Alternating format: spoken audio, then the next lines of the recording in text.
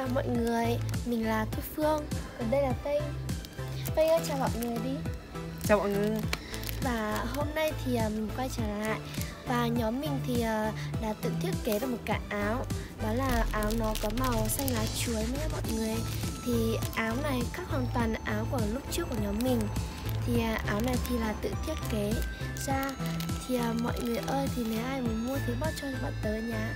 Và đây sau đây mình sẽ giới thiệu về áo của nhóm mình một chút. Thì áo của nhóm mình thì vải nó là chất vải nó rất là chắc chắn và nó ấm hơn trước.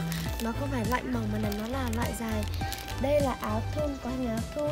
Và đây là trước thì bọn tớ đã in một số chữ, đó là tiếng Mông nhưng mà rất là xịn. Và đằng sau là bọn tớ đã in ra chữ là Mông Đại Y YouTube.